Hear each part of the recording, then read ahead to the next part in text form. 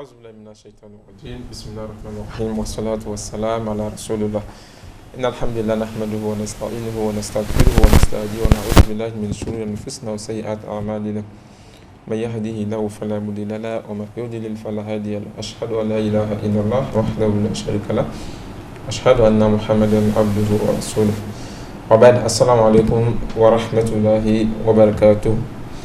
Chers frères et sœurs en islam, téléspectateurs, fidèles auditeurs et auditrices de Bonferré Télévision et Radio, c'est avec un réel plaisir que nous vous retrouvons cet après-midi dans la dynamique de ce que vous connaissez, votre rendez-vous hebdomadaire, votre émission préférée Jeunesse Active, qui vous entretient sur des questions d'actualité, des questions de jeunesse, des questions en rapport avec aussi le monde des scolaires, surtout en particulier les étudiants.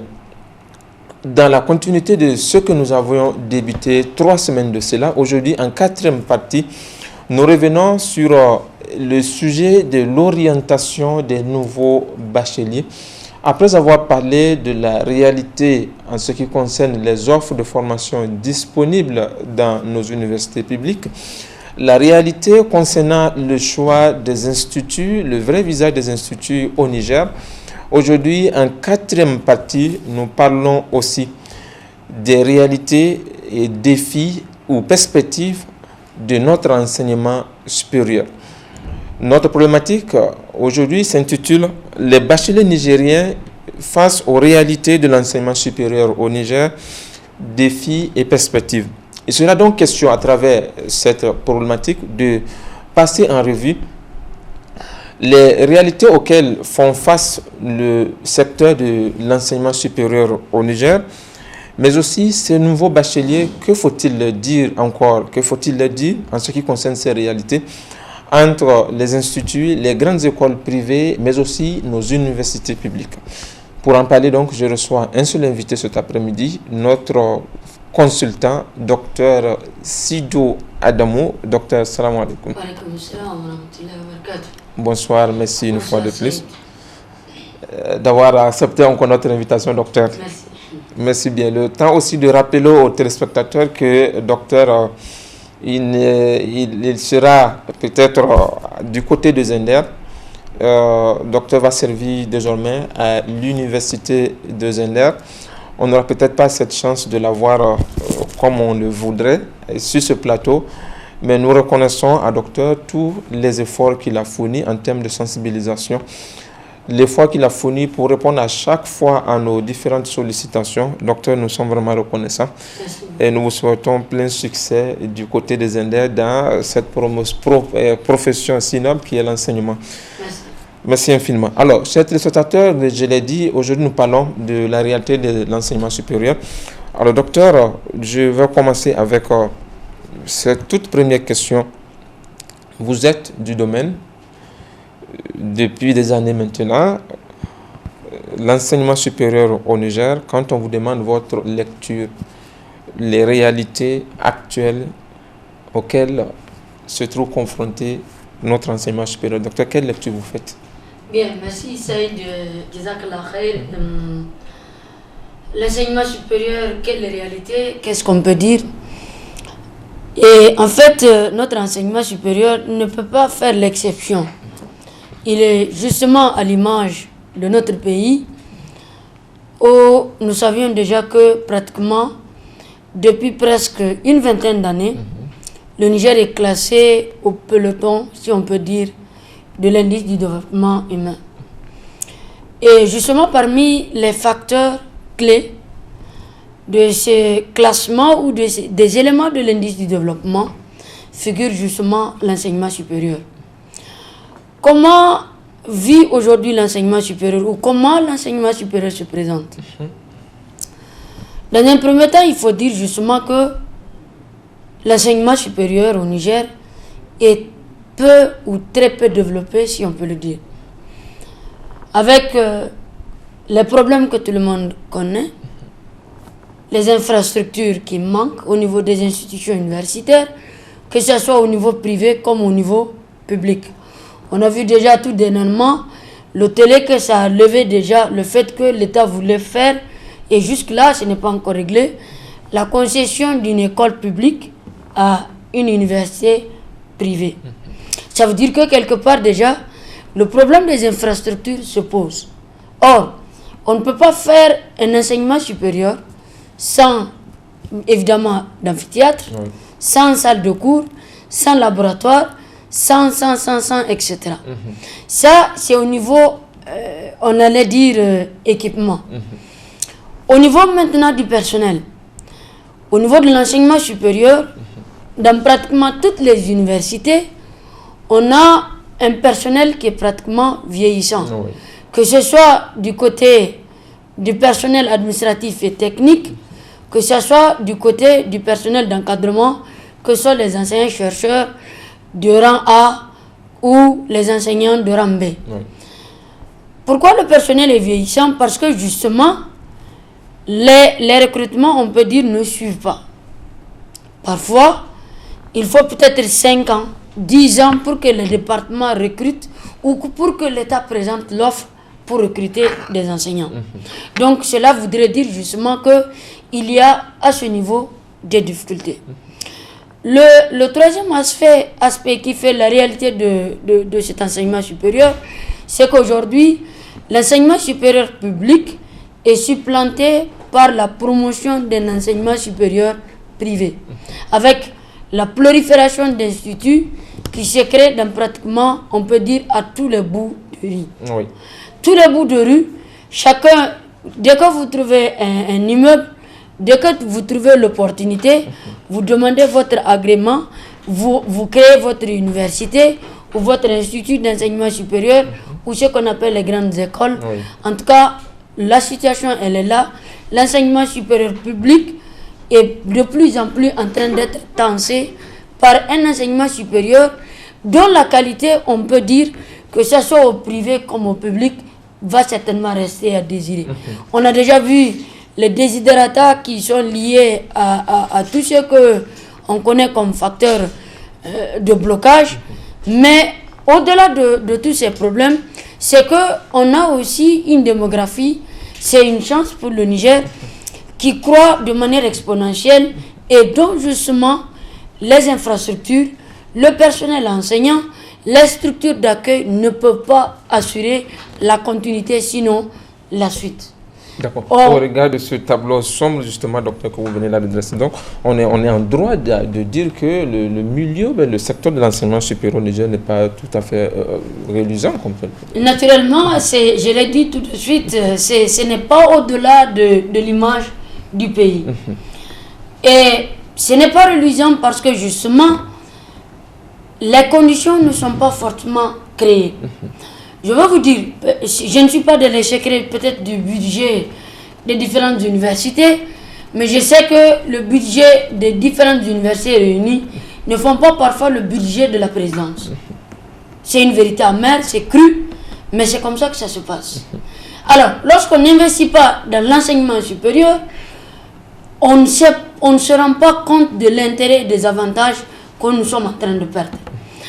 En vérité, quand vous prenez par exemple, au niveau par exemple des infrastructures, c'est peut-être des amphithéâtres qui datent pratiquement tous de la création des universités.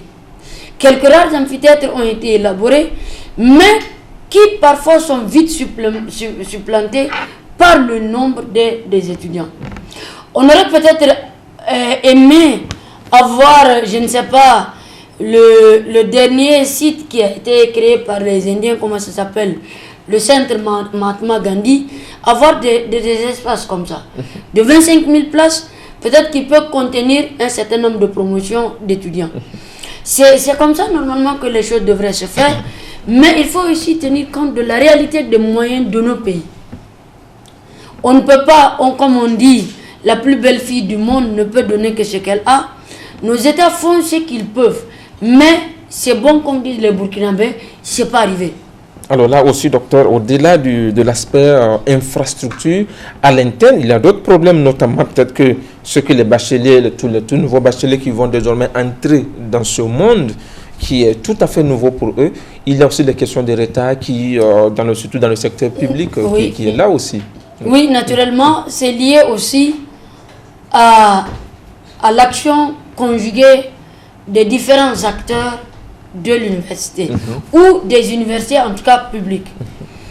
Ces retards sont dus à quoi?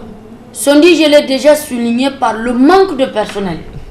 Quand vous prenez par exemple une faculté comme la faculté de droit, la faculté des sciences juridiques et politiques, ils vont se retrouver peut-être parfois à la rentrée avec plus d'une vingtaine de milliers d'étudiants. Avec combien de personnel d'enseignants qui ne dépassent pas peut-être 10 ou 15 enseignants au niveau de la faculté. Comment 15 personnes vont assurer d'abord les cours, les travaux dirigés, les travaux pratiques, les encadrements, la formation doctorale, les ateliers, les conférences, les colloques, etc. C'est extrêmement lourd, c'est un passif extrêmement important. Quand vous prenez par exemple la faculté de lettres, l'année passée, je crois qu'il a fallu d'abord que la faculté dise nous ne pourrions plus contenir ou accueillir d'autres étudiants. Parce que la demande elle est plus forte que l'offre. Il y a peut-être 15 000, 20 000, 25 000 étudiants qui demandent à entrer au niveau de cette faculté. Comment contenir des étudiants comme cela où on n'a pas, par exemple, un seul amphithéâtre d'une capacité de 2000 sièges? Il n'y en a pas. Le problème, il est patent. Et c'est ce qui explique justement le retard académique. Conjugué, effectivement, à la grève des différents acteurs. Lié aussi à leurs conditions de vie. Que ce soit du côté des étudiants, les revendications se résument à la restauration, le transport et les bourses, l'aide sociale, etc. Du côté des personnels administratifs et techniques, c'est à peu près aussi la même chose.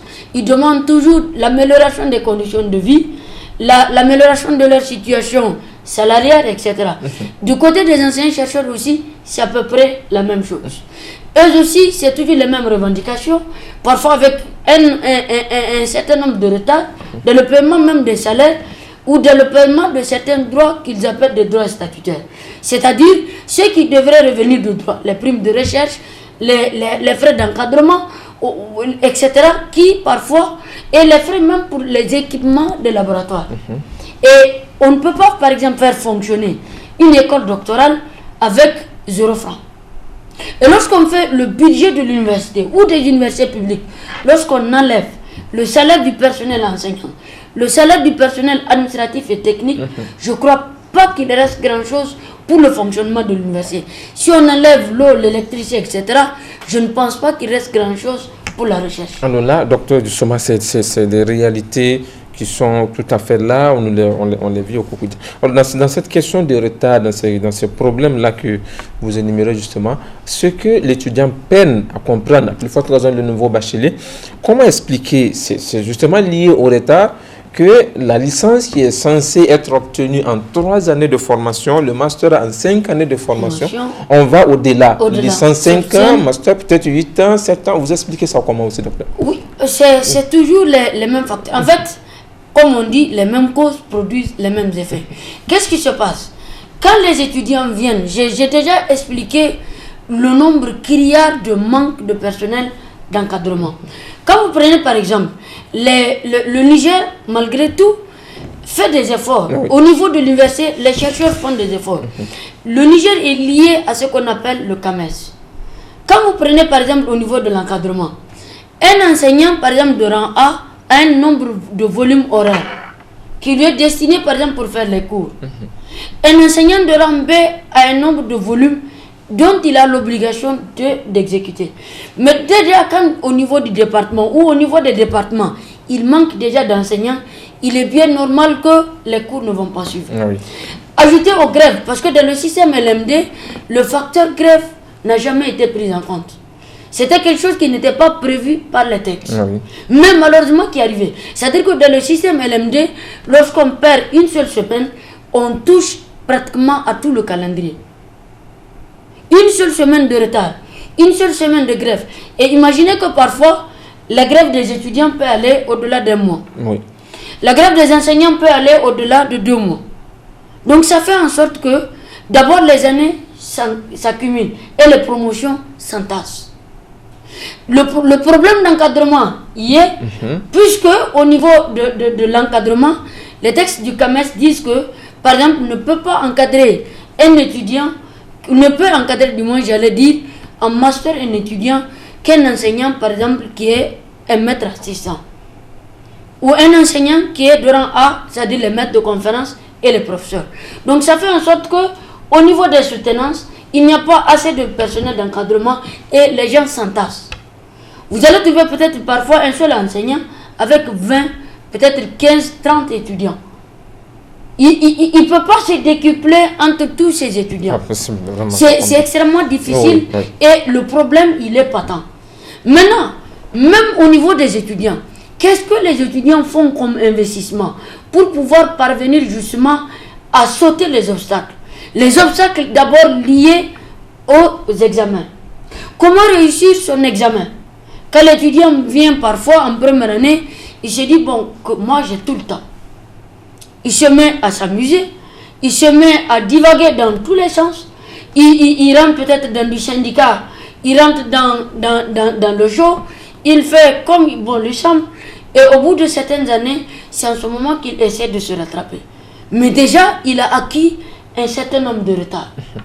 Au lieu de faire peut-être 3 ans pour avoir la licence, il va faire peut-être 5 ans.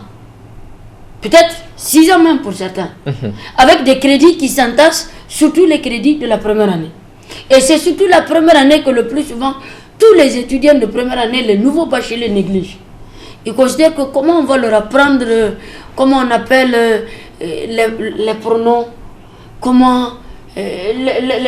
par exemple, les cours de tronc commun, avec par exemple les questions de technique d'expression. Ils trouvent que mais c'est arriéré. Ils ne s'investissent pas. Et c'est quand les examens vont commencer qu'ils se rendent compte justement que c'est quelque chose d'extrêmement important qu'il fallait apprendre. C'est dommage vraiment, docteur. Les réalités sont tellement, sont tellement nombreuses. Il est difficile de les énumérer toutes ici. On fera de notre force. Vous êtes à Jeunesse Active, chers téléspectateurs. Aujourd'hui, je reçois docteur Sido Adamu. Nous parlons des bacheliers nigériens et qui sont surtout face aux réalités et défis de notre enseignement supérieur. Le numéro, il est là, le 93 01 34 55. Le 93 01 34 55 pour apporter votre contribution ou poser vos questions. C'est le 93 01 34 55. C'est des messages SMS. N'oubliez pas de signer surtout vos messages. Alors docteur, notre message d'aujourd'hui, il s'adresse particulièrement au nouveau bachelier. Alors ce nouveau bachelier, ce tableau que là vous venez de dresser, ces réalités très sombres que vous venez là d'évoquer, ça fait peur. Oui. Ces bacheliers, qu'est-ce qu'il faut leur dire? Ils fuient les universités. Aujourd'hui, j'ai reçu les responsables syndicaux la dernière fois qui reconnaissent aussi les mêmes problèmes que vous venez là d'évoquer, oui, mais qui eux aussi encouragent les étudiants à y aller. Je pense que quand il y a un problème, c'est difficile. Il le faut parce que, malgré tout, c'est le moteur de tout le développement du pays repose justement sur ces universités-là. Qu'elles soient de piètres, de bonnes ou de très bonnes factures, en tout cas, c'est de ces universités justement que doivent sortir les cadres du pays. On ne peut pas confier, c'est trop risqué, sinon c'est pratiquement même imprudent, de confier la formation des ressources humaines d'un pays, de toute une nation, à des institutions privées. C'est vrai, lorsque la personne a ses moyens, il peut s'inscrire dans une université. Mais qu'est-ce qui se passe aujourd'hui, ce que font les étudiants? C'est qu'ils ont la bourse, ils s'inscrivent au niveau des universités publiques, mais ils vont avec la bourse pour s'inscrire dans les instituts. Ça veut dire quoi? Ça veut dire que l'État est en train de payer doublement pour la personne. Mais tenez-vous bien, un étudiant aujourd'hui, c'est peut-être en moyenne 30 millions de francs par an pour l'État. Un seul étudiant. Ce n'est pas de la blague.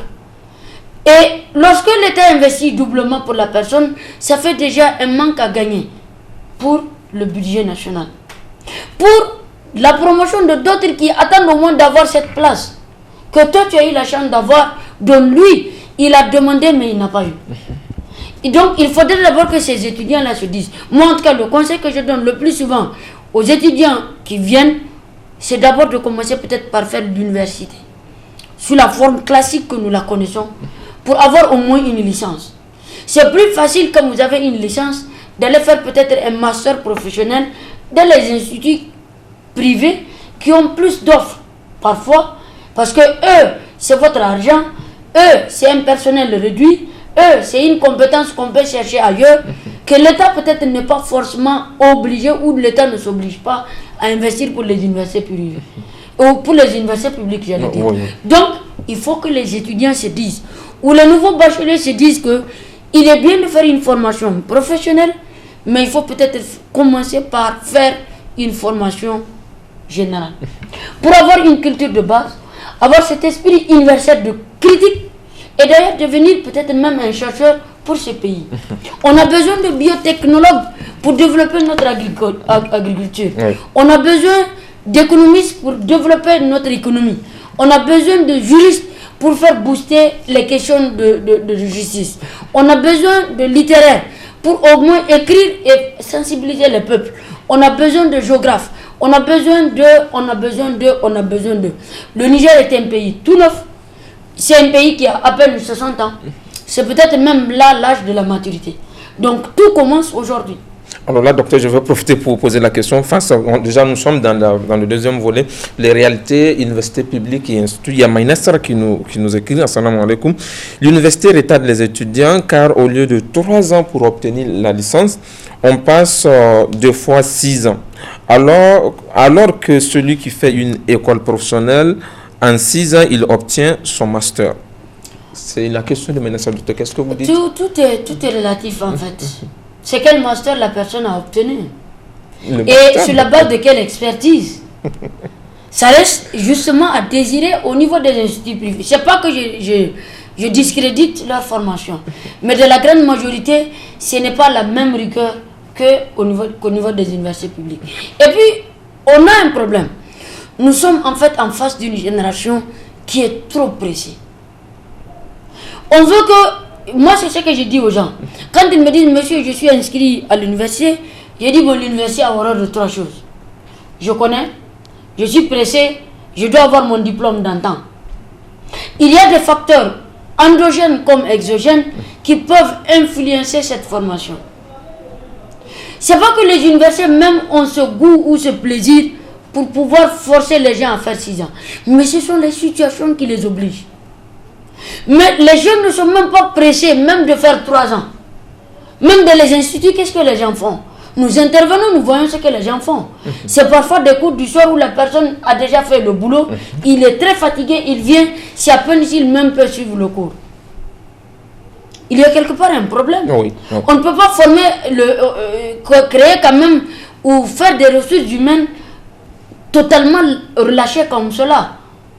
Il faudrait quand même qu'il y ait une certaine rigueur et à tous les niveaux. Et je crois qu'aujourd'hui, ce que les gens fuient, ce n'est même pas les années, mais c'est parfois les rigueurs que les gens rencontrent plus au niveau des universités publiques. Mais cette rigueur, elle est imputable, Elle est imputable à tout le monde. Généralement, on dit les enseignants. Oui, les enseignants, on dit que les enseignants donnent 4. C'est rigoureux, c'est méchant. 3, ils sont méchants, ils font ceci. Mais il y a quand même des gens qui réussissent. Et c'est ça qui fait honneur, justement. Ça veut dire que ceux qui s'investissent réussissent. Maintenant, si vous êtes venu faire le show, c'est pas que je défends les universités publiques, qu'on me comprenne dans ce que je suis en train de dire. Mais il y a un problème qui se pose. Vous savez c'est quoi? C'est que à tous les niveaux, les gens se rencontrent au niveau de la fonction. Vous savez qu'est-ce qui se passe? Je trouve quand même assez déplacé un étudiant qui a fait une école de communication, qui a cherché partout des stages, qui voulait faire même une entreprise, et qui, parce qu'il n'a rien trouvé, se retrouve pour être un professeur de français. Alors qu'il y a un département de lettres. Il y a même peut-être des instituts de langue.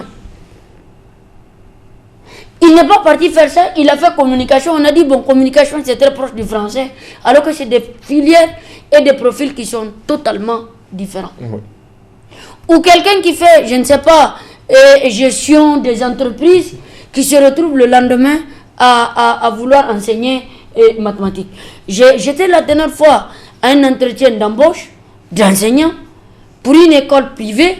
Nous avions trouvé un ingénieur en génie civil qui veut aller enseigner mathématiques. On lui a dit, mais qu'est-ce que vous cherchez concrètement de la vie. Vous ne pouvez pas faire un ingénierat en génie civil et vouloir dire que vous allez partir dans une classe pour enseigner mathématiques. Même si il n'y a pas de boulot, il faut quand même essayer d'avoir ce qui tend vers votre profil.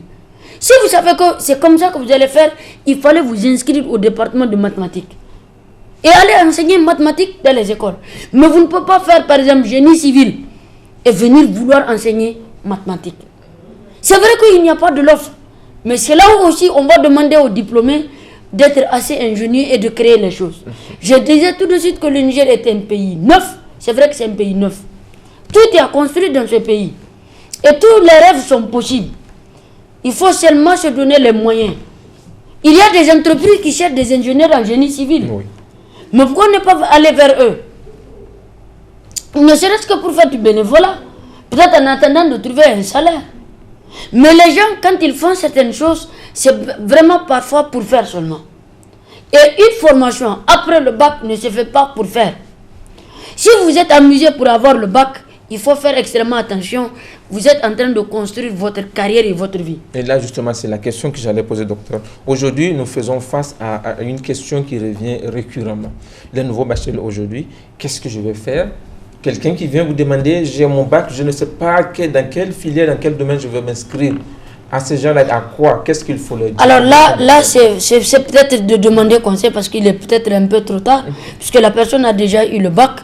Mais c'est peut-être aussi... Ça peut permettre d'éviter de faire un général. L'occasion d'interpeller d'abord la conscience de ces instituts, universités privées et universités publiques, d'aller vers les écoles du secondaire pour sensibiliser les élèves, pour leur montrer et faire même des journées d'orientation. Pour en fait montrer les tenants et les aboutissants. Dès que l'élève vient au lycée, qu'il sache au moins la filière qu'il a choisie, ou en tout cas la série, comme on dit, qu'il a choisie. Voilà les tenants et les aboutissants. Si vous avez choisi par exemple de faire la série D, c'est que normalement vous vous préparez au moins à 2 domaines fondamentaux. Par exemple la médecine, ou au moins tout au plus les biotechnologies, etc.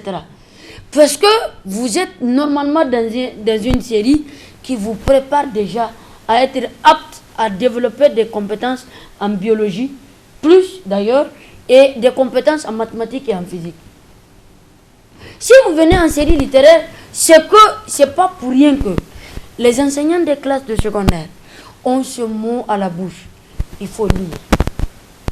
Il faut lire pour avoir un niveau, pour avoir une culture générale qui sera une culture spécialisée au niveau des universités. Mais quand quelqu'un vous dit, moi, il faut peut-être faire des sondages dans les classes. Tu vas demander à quelqu'un qu'est-ce qu'il va faire. Il dit, non monsieur, attendons d'abord le bac. Parce que justement, il ne s'est jamais préparé pour une carrière. Or, normalement, dès la classe, normalement, même dès le CI, vous devrez avoir cette ambition pour dire que demain, quand moi je vais étudier, c'est ce que je veux devenir. Je veux devenir un infirmier. Je veux devenir une sage-femme. Je veux devenir... La dernière fois, il y a quelqu'un qui m'a appelé, justement par rapport à ses orientations. Il m'a dit, bon, il veut faire psychologie. J'ai dit, mais c'est très bien. Il dit, mais explique-moi pourquoi vous avez choisi une filière comme la psychologie. Il m'a dit, non. Lui, il y a un événement qui l'a tiqué. Il a eu un ami qui était devenu fou, on allait dire, et qui venait chez lui. Il voulait causer avec lui, il était son seul ami, c'était chez lui seulement qu'il venait. Mais quand lui, il veut parler, l'ami ne l'écoutait pas. Il s'était dit, mais si moi j'arrive à avoir le bac, je vais faire la psychologie rien que pour aider déjà 2 personnes. Peut-être que si moi j'avais fait psycho, j'allais être un réconfort moral pour cette personne et j'allais l'aider à se soigner. C'est comme ça qu'il faut avoir les options.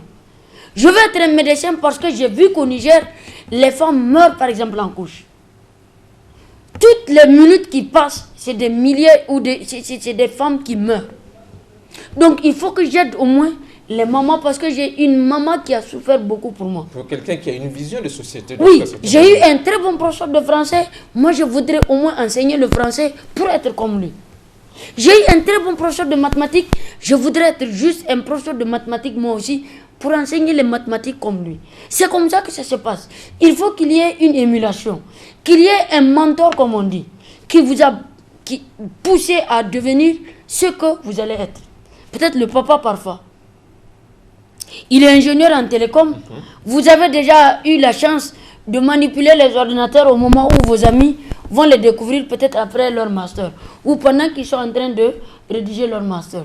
Mais vous connaissez déjà tout le processus qu'il y a autour des ordinateurs. C'est déjà une chance pour vous de vous lancer dans ce domaine. Ça veut dire que c'est votre passion, c'est votre goût, c'est pour ça que vous devrez vous battre. Tout à fait, docteur. Mais là, peut-être la dernière question avant de passer à l'autre aspect. Ici, là, dans cette question de choix des filières ou des domaines d'études universitaires, il y a une autre qui est mise en évidence, à savoir les débouchés. Ouais. La finalité du domaine que je compte embrasser, la finalité de la filière que je compte, dans laquelle je compte étudier, il y a ça aussi. Et on pense que les filières qui n'ont pas de débouchés, en tout cas qui ne portent pas, qui n'ont pas une débouchée porteuse, au Niger particulièrement, n'attire plus personne. C'est pourquoi aujourd'hui tous les étudiants qui ont le bac A vont en droit. Parce qu'on est dans le monde du droit. Bon, de toutes les façons, l'État ne recrute que 50 ou 60 magistrats par an. Si vous êtes 2000 pour être des magistrats et que vous n'avez pas l'opportunité peut-être de financer des études pour être un avocat, après, ce n'est pas évident que vous avez choisi. Et d'ailleurs, la preuve, c'est qu'il y a beaucoup qui ont des licences en droit, qui sont des professeurs de français ou des professeurs, au pire, des professeurs d'anglais. Mais là, docteur, j'en ai vu plein. Oui, vous ne pensez pas aussi que, en tenant compte des débouchés, ça ne peut pas éviter le cas du jeune... Oui, mais c'est parce que les gens sont en train de partir en droit à cause des débouchés, justement. Parce que les gens se sont dit, bon, chez les magistrats, on paye très bien. C'est en fait ça l'idéologie. Oui. Ce n'est pas forcément cela. Hein. Que les gens se détrompent. Dans tous les domaines, si vous êtes excellent, vous aurez du moins, excusez-moi, votre part. Vous allez certainement caracoler au sommet et vous serez certainement... Moi, je me rappelais, on était en deuxième année, on était avec notre professeur d'anglais, on disait, mais à quoi bon même d'étudier dans ce pays où rien ne va, où on ne respecte pas les gens qui ont étudié. Elle nous a dit, c'est une dame. Si elle nous regarde aujourd'hui, elle va savoir que c'est d'elle que je parle. Elle nous a dit, mais cher ami, allez étudier seulement. Sachez que la nourriture du savant là, ou de celui qui a su savoir, c'est comme la nourriture du crapaud. Elle nous a dit ça textuellement en Hausa, Yeche Rabon Kodone. Bata Osama. Il dit, vous serez dans votre lit, on va vous appeler. C'est vous qui ferez votre choix. Pour dire ça, je ne veux pas. Mais aujourd'hui, ce qui nous arrive, c'est que les gens pensent que certaines filières sont porteuses plus de richesses que d'autres filières. Oui. Puisque les gens n'étudient pas forcément pour avoir un niveau. Ils n'étudient pas forcément pour avoir un diplôme, mais ils étudient tout simplement pour avoir juste de quoi aller chercher la richesse. Alors docteur, ma question peut-être certainement qui intéresse beaucoup les nouveaux bacheliers. Sur quoi doit-on se baser pour choisir une filière universitaire? C'est vraiment par rapport à ce que vous sentez dans votre cœur. Ce qu'on dit qui ressort des tripes. Qu'est-ce que moi je veux concrètement? Est-ce que moi je veux faire philosophie? Si c'est philo qui vous plaît, bats-toi pour être un très bon philosophe. Est-ce que moi c'est économie qui me plaît? Il faut te donner les moyens pour aller t'inscrire là-bas. C'est-à-dire, il faut d'abord choisir. Je le dis toujours et je vais le répéter. Les études, particulièrement les études supérieures, c'est comme dans le mariage. Vous n'allez jamais être avec la partenaire ou le partenaire qui ne vous plaît pas. Vous avez choisi de faire ça parce que ça vous plaît. C'est pourquoi d'ailleurs on demande aux jeunes de ne pas forcément influencer le choix des enfants. Oui. Laissez-les choisir ce qui leur plaît. C'est en ce sens justement qu'ils vont mieux se battre. Et puisque vous aimez la chose, vous le désirez, c'est votre passion, ça va certainement devenir, vous allez quitter le stade de rêve pour rentrer dans le stade de passion. On se bat plus ce dont on a la passion que ce dont on a le rêve. Mais là aussi, docteur, peut-être la question qui se profile déjà, en quoi qu'il y a des domaines qui sont déjà catalogués. Vous choisissez de faire un domaine, par exemple, peut-être philo ou lettres, déjà on vous voit tout de suite comme un enseignant en perspective. Non, pas forcément. Oui. Et d'ailleurs, il faudrait qu'au Niger, l'enseignant n'est pas bien fait. Que les gens se disent qu'on doit sortir de ce catalogage.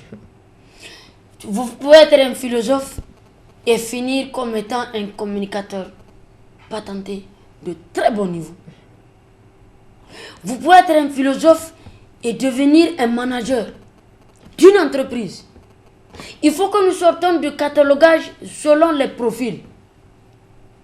Peut-être c'est de se battre d'abord pour ce que vous aimez. Oui. Et ailleurs, essayez de vous professionnaliser. Qui vous interdit, par exemple, après votre licence en philosophie, d'aller faire un master en communication? Puisque c'est des domaines aujourd'hui qui sont les domaines porteurs ou pourvoyeurs d'emploi. Comment vous allez être un gestionnaire d'entreprise alors que vous n'avez ni un papa qui a une entreprise, vous n'avez ni une famille qui a une entreprise et vous-même vous n'avez pas le pouvoir de vous créer une entreprise? C'est que vous avez créé les conditions de votre chômage ou bien vous avez créé les conditions de votre orientation pour faire autre chose que vous n'avez pas choisi de faire au départ. Alors, là, ce qu'il faut, c'est de créer les conditions, de se battre, je le dis bien, pour ce qu'on aime. On ne gagne pas le bac pour rester seulement à la maison. Et c'est ce que je dis toujours, après 1, 2, 3, 4, 5, il y a toujours 6, 7 et 8. Donc, il faut justement créer les conditions pour atteindre les 9 et les 10. Et au-delà même. Le rêve est permis en fait à partir de votre bac. Et ce pays-là compte énormément sur vous. En tant que bachelier, le Niger attend que dans 5 ans, que vous deveniez un cadre qui va au moins essayer de gérer ou de résoudre les problèmes d'une partie. Oui. De ce pays-là. Oui. C'est votre devoir. Parce que le Niger s'est fortement investi pour vous donner au moins la formation que ni votre père, ni votre mère, ni votre famille, n'importe laquelle des personnes ne peut vous donner qu'à travers l'école et la formation. Tout à fait, docteur. Merci infiniment.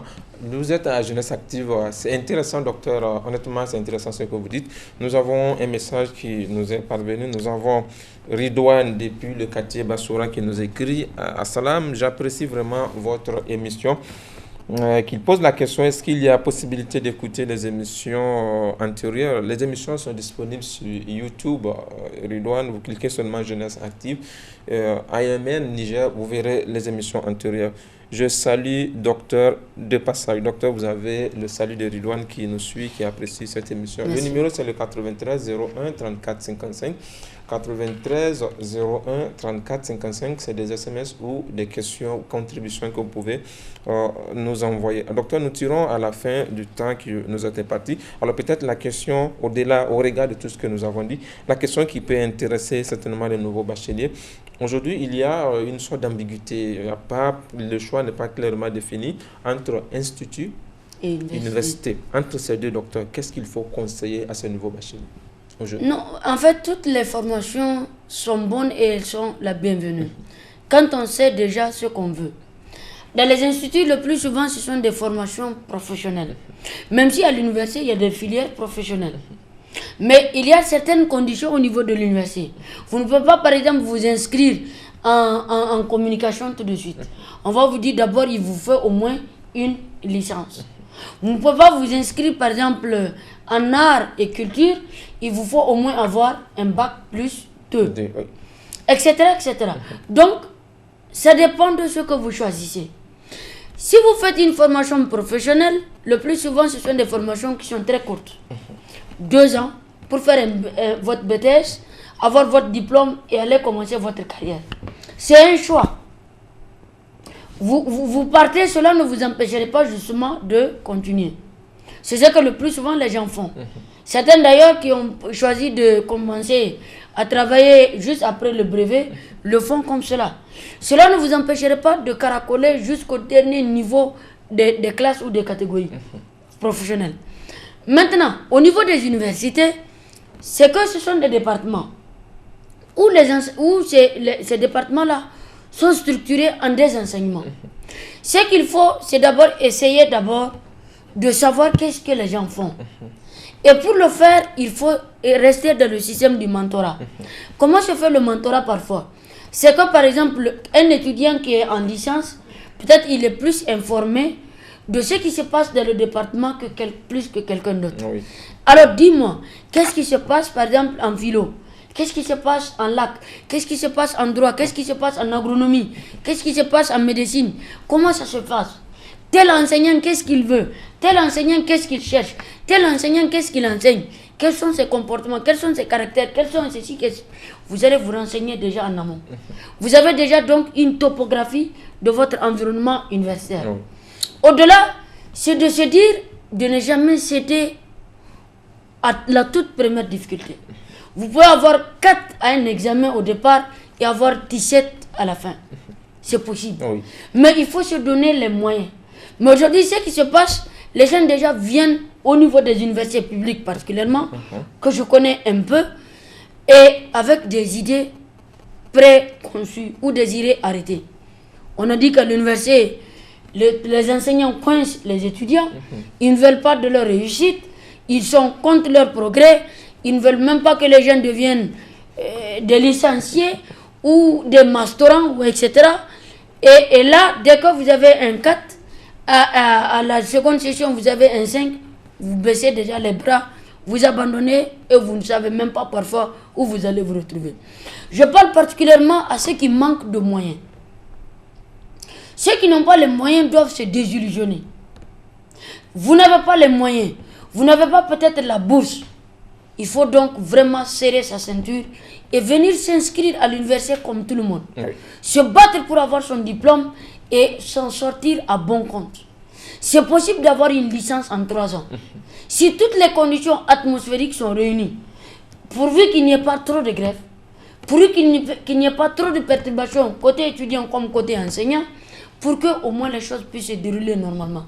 Mais si vous travaillez, il n'y a pas de raison que quelqu'un vous empêche votre note. C'est pas vrai. Il n'y a pas un seul enseignant qui ne corrige pas de copie, c'est pas vrai. Mais seulement, il faudrait d'abord se donner les moyens d'abord de savoir ce qu'on enseigne. Quand vous ne venez pas au cours, les gens disent non, c'est l'université. Le LMD d'ailleurs, comment est-ce que les étudiants définissent ça? Laisse-moi dormir. Mais si vous dormez, il y en a d'autres, on dit aujourd'hui, le monde n'appartient plus à ceux qui se réveillent tôt, le monde appartient à ceux qui ne dorment plus. D'accord, docteur, on a compris ce message, docteur. Mais là aussi, entre l'université et les instituts, il y a une question fondamentale qui est la question de la crédibilité des diplômes.